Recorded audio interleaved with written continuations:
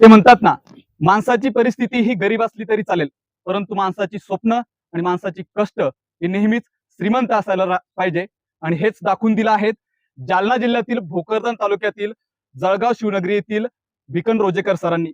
नुकताच युपीएससीचा निकाल लागला आहे आणि या युपीएससीच्या निकालामध्ये बाजी मारत एका शेतकऱ्याच्या पोरानं IPS पदाला गवसणी घातलेली आहे. आणि त्यांचा हा संघर्षमय प्रवास जाणून घेण्यासाठी आज आपण भोकरदन तालुक्यातील जळगाव सपकाळ शिवनगरी या ठिकाणी आलेलो आहोत. सरांचा हा संघर्षमय प्रवास आज आपण जाणून घेणार आहोत. सर्वात अगोदर सर तुमचं स्वागत आहे आमच्या चॅनलवरती. आणि तुम्ही जे यश मिळवलेलं आहे तुमच्या यशाबद्दल आमच्या या चॅनलकडनं तुम्हाला भरभरून असं तुमचं कौतुक आणि अभिनंदन. थँक्यू. काय सांगाल, एकंदरीत एवढं मोठं यश मिळालेलं आहे, अत्यंत हलाखीची परिस्थिती, आणि या हलाखीच्या परिस्थितीतून अक्षरशः आम्ही बघतोय हे पत्र्याचं शेडचं तुमचं घर, या पत्र्याच्या शेड पासून ते आज IPS पदापर्यंतचा हा प्रवास तुमच्या ठिकाणी आलेला आहे. काय सांगाल? नक्कीच माझ्यासाठी तर खूपच आनंदाची गोष्ट आहे, कारण की शेवटी त्या लिस्टमध्ये माझं नाव होतं. जे स्वप्न मी बघितलं होतं ते शेवटी पूर्ण झालं. आणि आई-वडिलांनी जे कष्ट केले, जे स्वप्न होतं की आता त्यांना दुसऱ्याच्या इथं मोलमजुरी नाही करू द्यायची, कुठेतरी आपण गव्हर्नमेंट जॉबला लागलं पाहिजे. तर आता ते पूर्ण झाले. तर नक्कीच सगळ्यांसाठी, माझ्या परिवारासाठी खूप आनंदाची गोष्ट आहे. जेव्हा निकाल लागला, हं. निकाल लागल्यानंतर कशा पद्धतीची परिस्थिती, काय वाटलंय? मी देवीच्या मंदिरात बसलेलो होतो. रिझल्ट आला. देवीला हात जोडले. म्हटलं झालंय. बघितलं नाव. घरी आलो. मी सांगितलं आई-वडिलांना, की मी खूप मोठा साहेब झालो. पण मला रडू येत होतं. पण त्यांना वाटत होतं, की जर हा मोठा साहेब झाला, तर हा रडतो कशाला आहे? त्यांना वाटलं मी फेल झालो. तर पण त्याच वेळेस गावातले लोक आले, मित्र आले, ढोल ताशे वाजायला लागले. तर मग त्यांना कळालं, की नाही, आपला मुलगा खरंच खूप मोठा साहेब झालाय. तर हेच प्रतिक्रिया होती, की लोकांनी रिकॉग्नाइज केलं, की नाही, खूप मेहनत करून इथपर्यंत आले.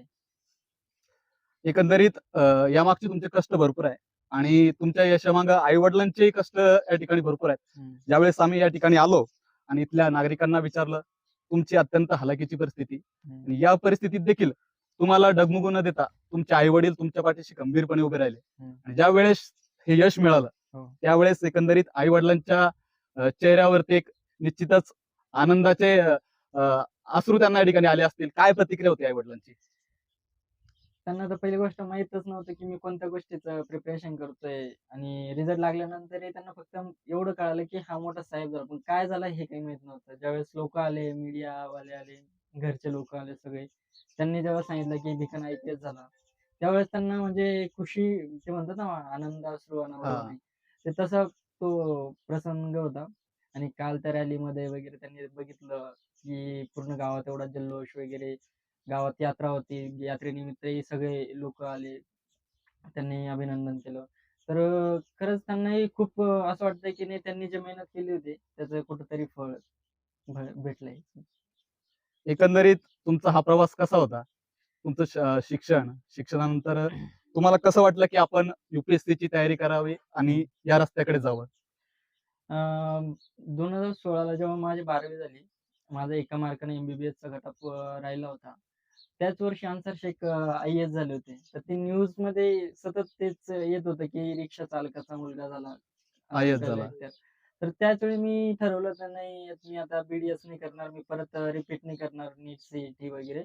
मी काहीतरी हेच UPSC वगैरे करतो. त्याच वेळेस मी ठरवलं, आणि त्याच्यानंतर 2020ला जेव्हा ग्रॅज्युएशन झालं, त्याच्यानंतर थोडं-थोडं प्रिपरेशन अजून वाढत गेलं. 21ला फुल फ्लेज प्रिपरेशन झालं. मी दिल्लीला गेलो. मला महाराष्ट्र गव्हर्नमेंटची स्कॉलरशिप वगैरे भेटली. माझे भाऊ आहे रामदास रोजेकर, त्यांनी खूप मदत केली. आर्थिक परिस्थिती त्यावेळेस खूप बिकट होती. वडिलांचे ऑपरेशन झाले, आईचे ऑपरेशन झालं.